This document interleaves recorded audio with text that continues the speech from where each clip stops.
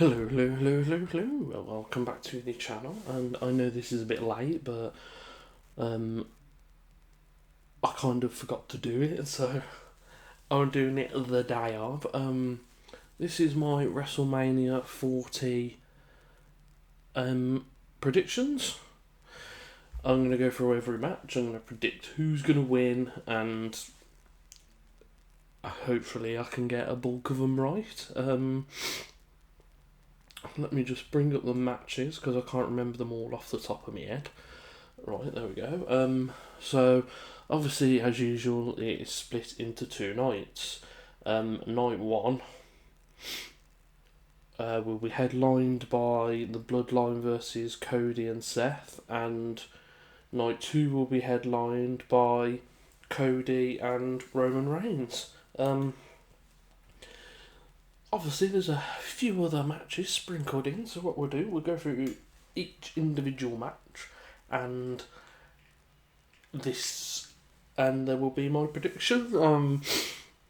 If you do enjoy this type of stuff, then please subscribe to the channel, ring the notification bell, like and comment which, if you think I've got any of the matches wrong, or if you're coming back tomorrow and you're saying, oh, you got that match on night one wrong, or just if you want to put your predictions down there, that would be a lot of fun. Sorry. Just not feeling very well. So let's dive into night one. Now, night one, number one match is Rhea Ripley versus Becky Lynch. Now, obviously, Rhea Ripley won the title last year. I believe it last year at Mania. She's going into this as the champion. Becky Lynch won. Yeah, did Becky Lynch win the Royal? No, it was Becky Lynch, didn't it? It was a different match. But yeah, so we've got Becky Lynch slotting into the challenger's position. I will be honest with you, in my heart of hearts, I think it would be silly to cut Rhea Ripley's reign short now, because she kind of hasn't really had many big top caliber challengers.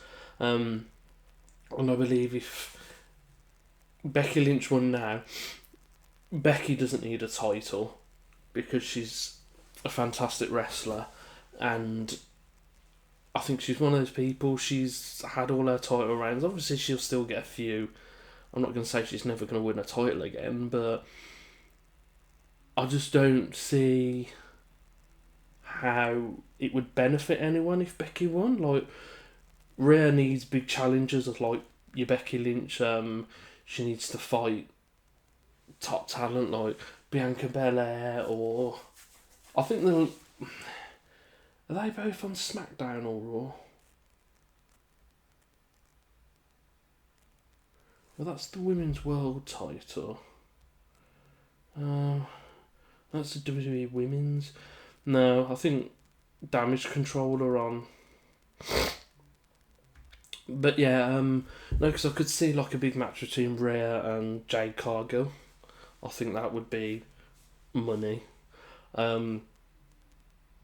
But yeah, I just don't think her first big challenger, she loses.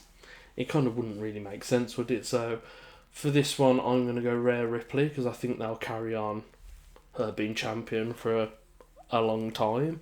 The next match is a 6-pack tag team ladder match for the undisputed WWE Tag Team Championship. I did watch another prediction video and they said something like maybe they're splitting the titles up. Now, the one I watched said it was a bad idea and they should keep them combined, but if they keep the titles combined, I think they need just one title, well, two. One set of two titles rather than having your red and your blue and having to carry like 8 titles around. 8? What am I on about? 4? It just seems a bit overkill. Like, just combine them. But if you're gonna split them up, then I could see that happening because they've got a lot of tag teams now, So I believe it would make sense. But, see, I'm unsure. I'm unsure whether that would be a good idea or not to split them back up. But if they if they do, they need to combine them into one title, like the Universal and the WWE title. That needs to be one title now. Cody needs to win that gold belt that Roman got and scrap the other two off. So you've got the WWE and the World Heavyweight title back again, and be done with it. But that's a different match. This one is between the Judgment Day, Balor and Priest, who are the champions, against DIY, Gargano and Ciampa. Versus the Awesome Truth, Miz and R-Truth, New Day, Kofi and Xavier, A-Town Down Under, Austin Theory and Grayson Waller, and New Catch Republic, Pete Dunne and Tyler Bate. Now, for me, my heart says the New Catch Republic because, let me just click, Tyler Bate is from Dudley, which is down the road from me, and Pete Dunne is from Birmingham, which is where I'm from. So, I mean, that is mad to think that two people that were born and grew up down the road from where I am are in a WrestleMania match. That is just mad. I would like the New Catch Republic to win. I think they're the outsiders. I'd also maybe A-Town Down Under because I like Austin Theory and Grayson Waller's your cocky heel, isn't he? But in my heart of hearts, I don't think either of them are going to win. As I said, it'd be great for the New Catch Republic to win, but I just don't see it happening. See, I'm on the fence. I really feel that the Judgment Day will lose the titles because I think it will be like the kind of a beginning of an end thing. Like, they lose the titles, maybe Priest cashes in and wins his title, which is also something we've got to discuss later. And then if Priest is the champ, Balor's jealous, eventual split. And I think this will be the start of it. But then is it New Day, Awesome Truth, or DIY? Like, DIY are workhorses, but I'm just not convinced by Johnny Gargano. I think he's a great wrestler, but I just don't think he's like being a champion carrying a title. I know people will probably come for me for that, but I'm going to go with the Awesome Truth. I think their story, like the whole, and it'd be kind of fitting that kind of a watered down mini bloodline feud, obviously with Sammy and KO beating the Usos, but it would be cool to see the awesome. That's not what they're called. The Awesome Truth carrying titles. I think that'd be fun. I'm gonna go with Awesome Truth. My backup option would be New Day, and my rank outsider would be New Catch Republic. But I think it will be the Awesome Truth, to be honest. As much as I want it to be the New Catch Republic, that would be great, but just don't see it happening. Then match 3, we've got a continuation of the Mysterio feud.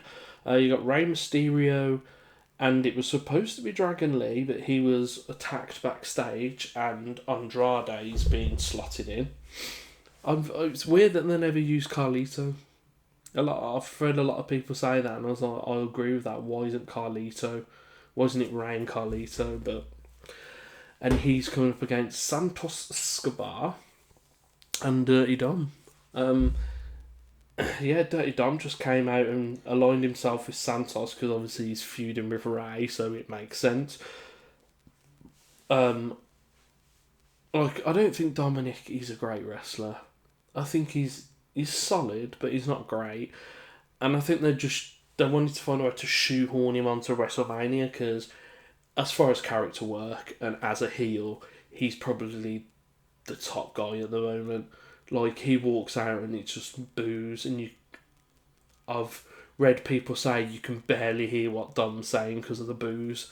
he's doing his job fantastically well, and his character work is superb.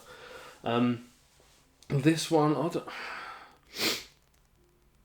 I'd feel like, Dom gets the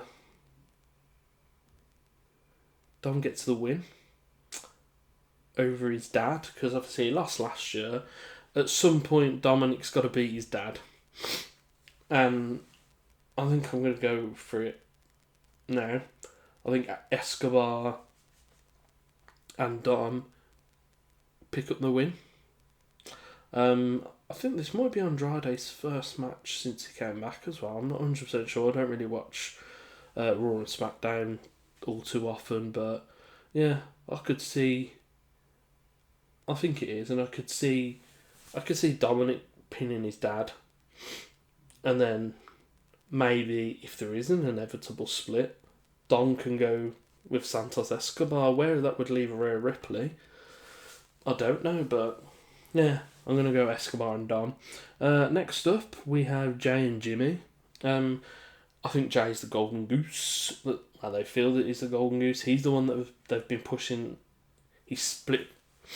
He was in the bloodline, then he split from the bloodline, and now he's fighting the bloodline, and he's fought Roman, and he's, brother versus brother. It's going to be one of them, and I think Jimmy, they're both doing really good in their singles career, but I think, I don't want to say it, but is Jimmy the Marta Jannetty? Because I'm kind of thinking that they're not really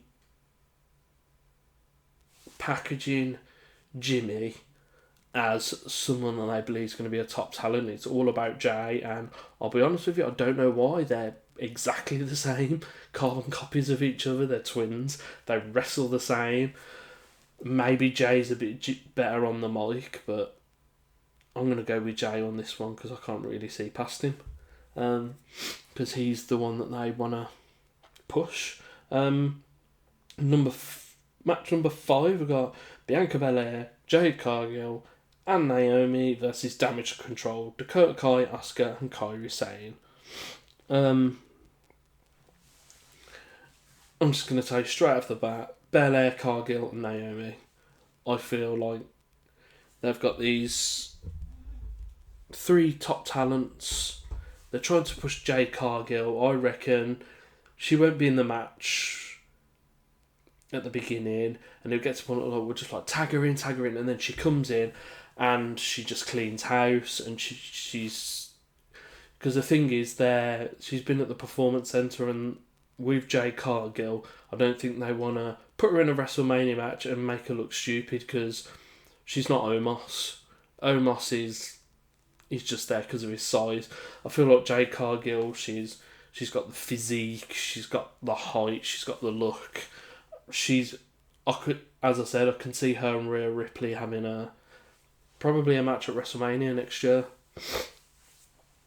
And I can't see past them, because you've got Dakota Kai, Asuka, and Kairi Sane. They don't really book their Japanese wrestlers very well, do they? I know Io's got a title, but the only thing Damage Control really have done is beat up Bayley mostly. They haven't really impressed. I don't see why they put the tag titles on Kairi Sane and Asuka.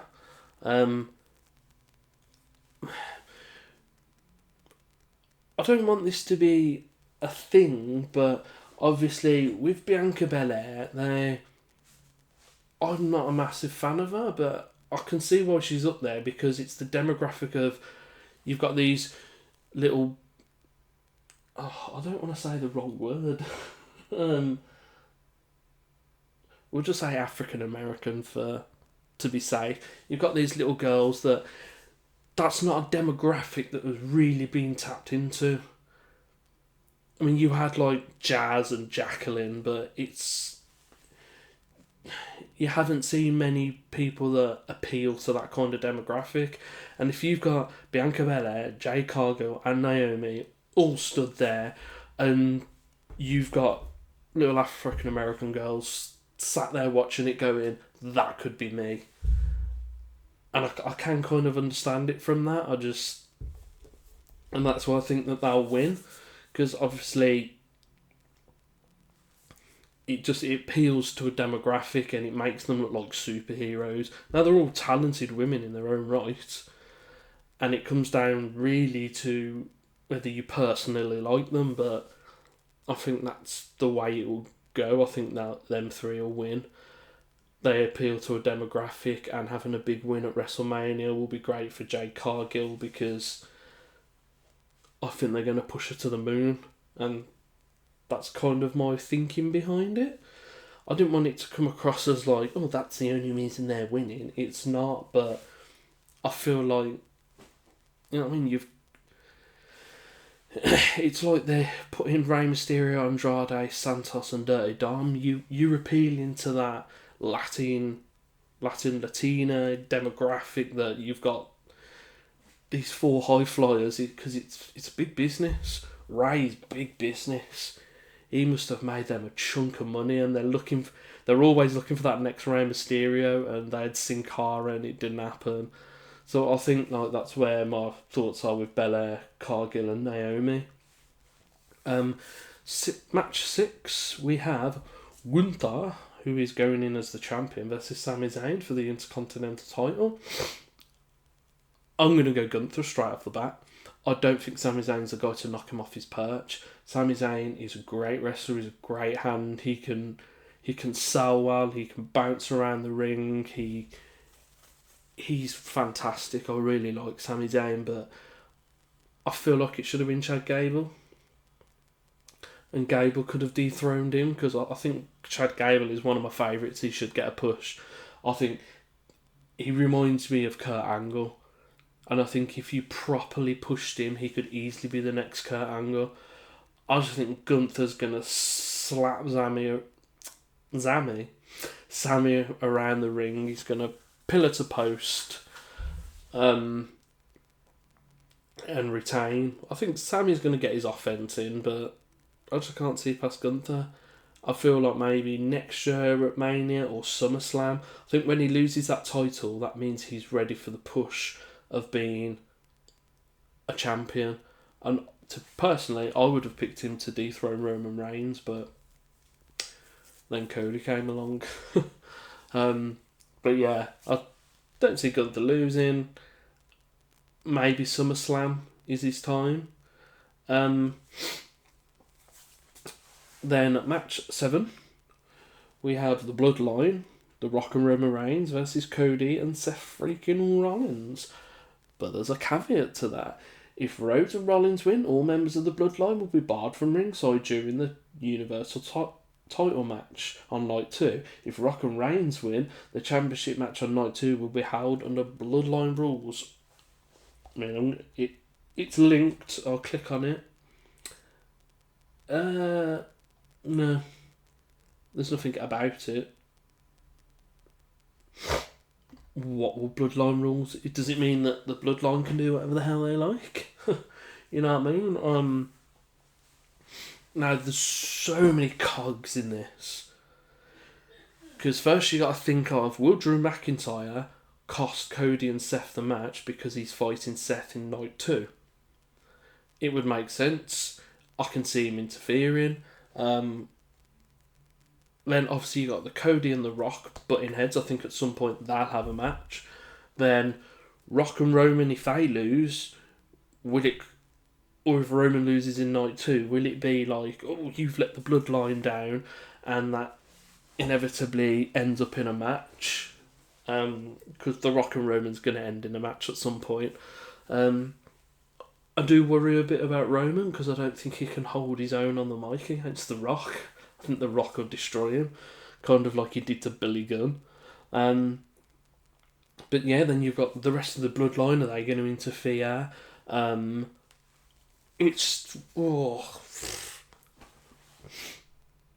What's going to go on? For me, I think Cody and Seth are going to lose, and the Bloodline are going to win, just so we get the Bloodline rules, and then I'll talk more about it in the next match, my thoughts on that process from them winning.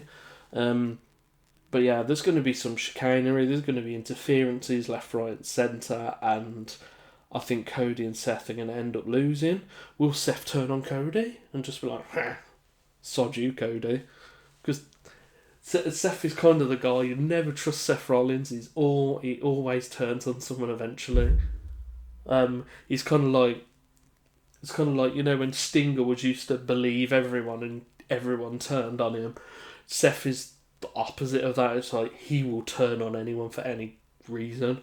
But yeah, I think we'll get the Bloodline rules, because if you ban the Bloodline, I just don't. They've interfered in every other match, why not this one? But yeah, I think the Rock and Reigns are going to win.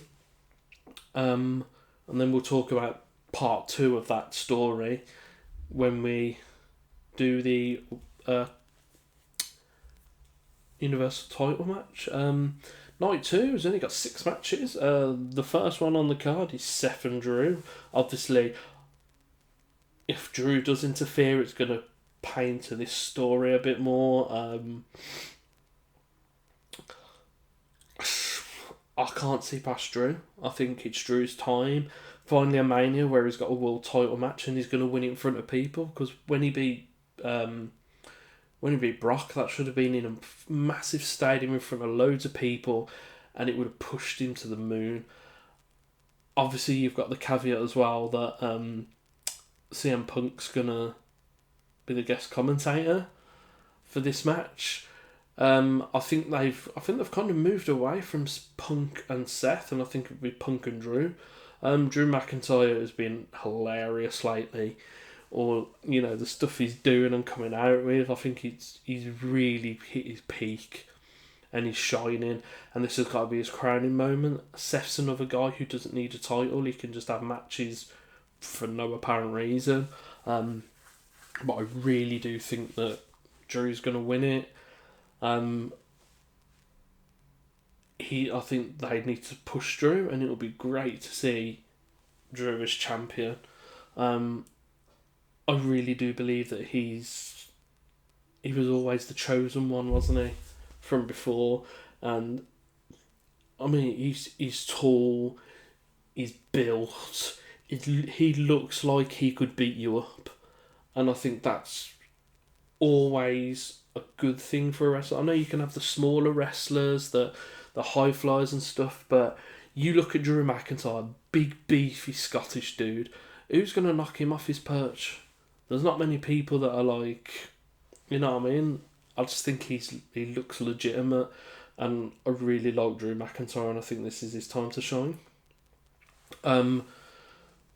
Match number 2 is The Pride, which is Bobby Lashley, Angelo Dawkins, and Montez Ford, versus The Final Testament, which is Karrion Kross, Akam, and Razor.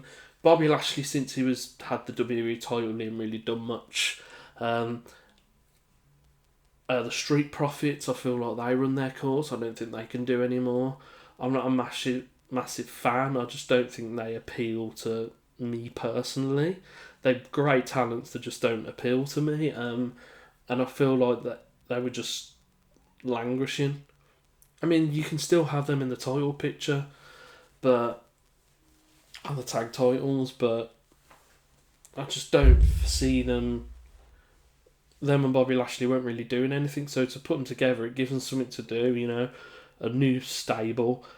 And then you got The Final Testament, which Karrion Kross has done absolutely nothing since he's come back, and I think this is them, like, we're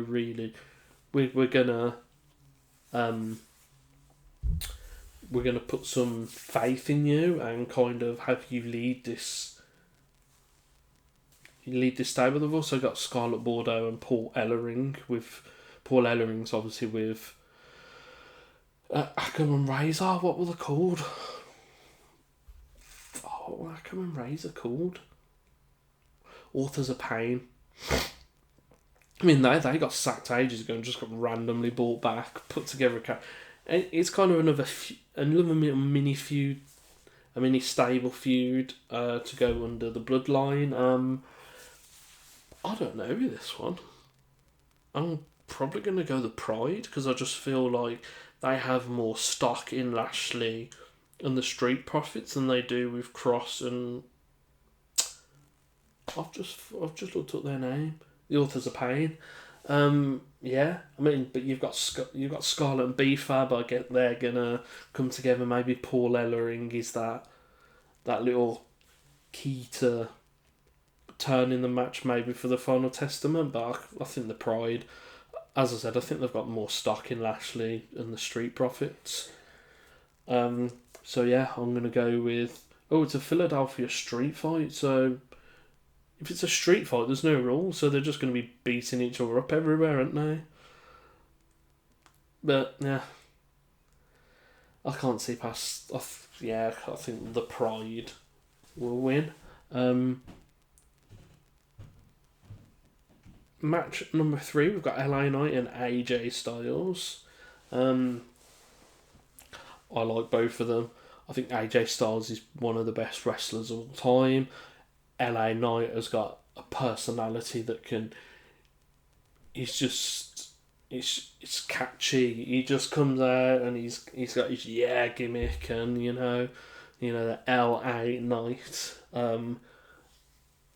I think it's going to be a very good match. I don't think Knight's on the level of AJ Styles, but no, it's two big TNA guys fighting at WrestleMania. Who'd have thought? Again, AJ's another guy. He doesn't need titles. He doesn't need wins to, for him to be like, yeah, I'm one of the best. He's just fantastic. I'm probably going to go LA Knight. I think they're pushing him up. I think he's another guy. He deserves a title run, but you've got him. Drew, if he has the title. You got Gunther at some point. Gunther's got to be a champion. I think he's been champion for 90% of his time in the WWE. Who else has got that kind of push behind him? He dominated NXT UK, and then he came up and won the IC title and dominated that. But yeah, LA Knight's another guy that if they don't pull the trigger now, I don't think they ever will, because I think he's in his 40s, so he's getting on, and I think they're more about up and coming champions rather than older guys. And I'd like to see him win this big Mania win. After that, he needs something after. Well, he's lost to Roman and he lost that crap match with Bray Wyatt in the pitch black, just stupid. Which is harsh that was Bray Wyatt's last match as well. But yeah, I think LA Knight's going to walk away. Match 4 for the US title, triple threat.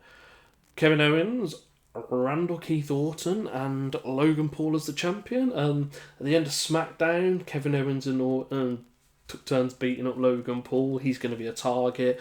I think they'll have fun beating him up and he'll be like, ha ha ha, and then they'll be like, hang on a second, it's serious now, it's me and you.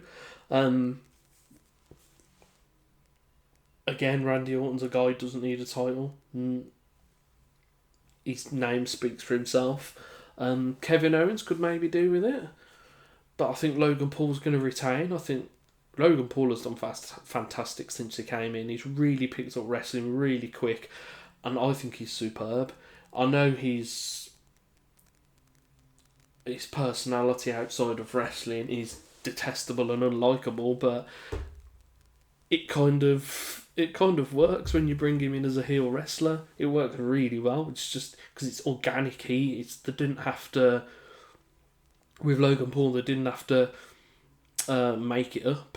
They didn't have to work at it to get people to dislike him. He's just a dislikable person, and it works. And I think he's picked up wrestling really well.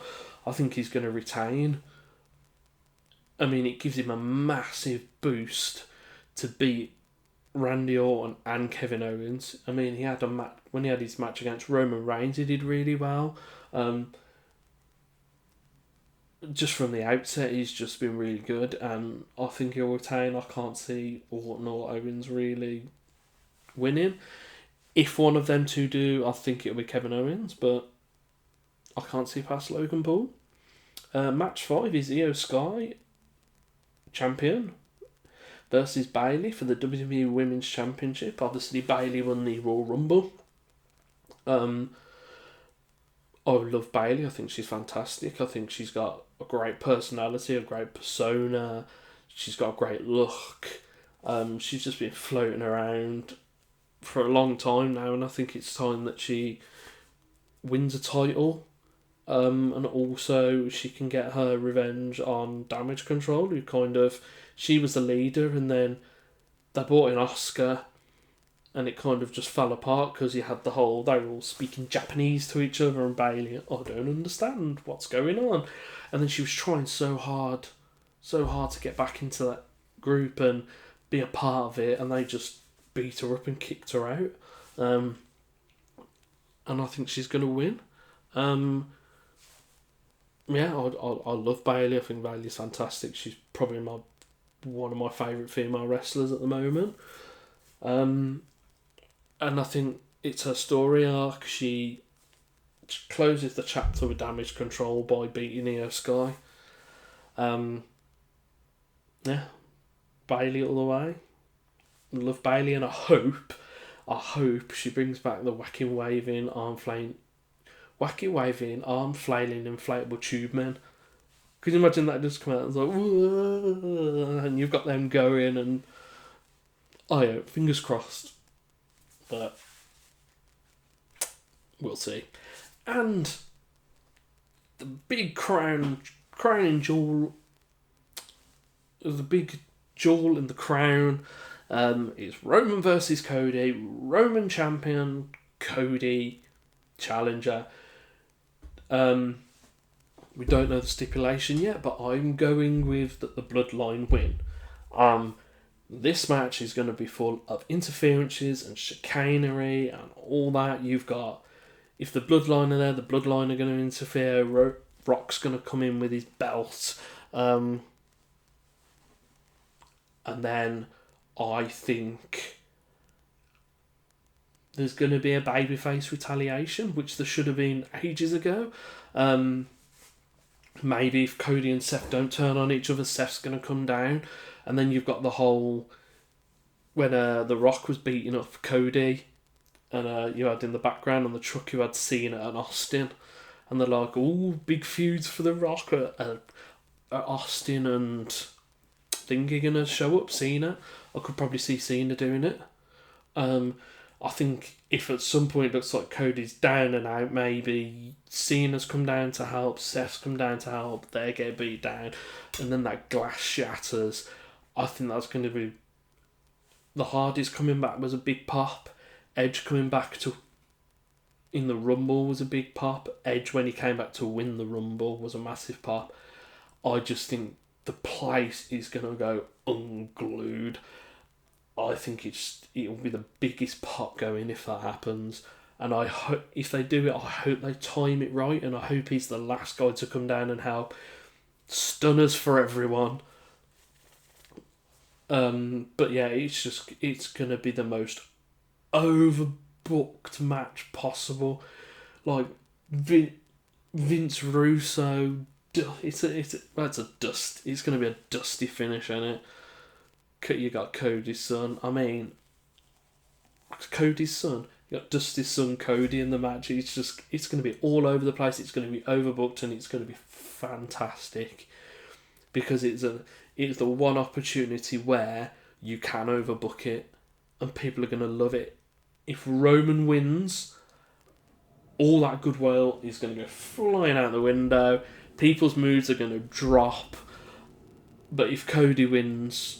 I mean, I'm not a massive fan. I don't like Cody. I don't like his promos. I don't like his look. I don't like his wrestling or anything. But they're going full hog with him. He's the guy they've chosen, I think, to dethrone Roman. And I honestly believe that if they don't do it now, they can't drag it out another year.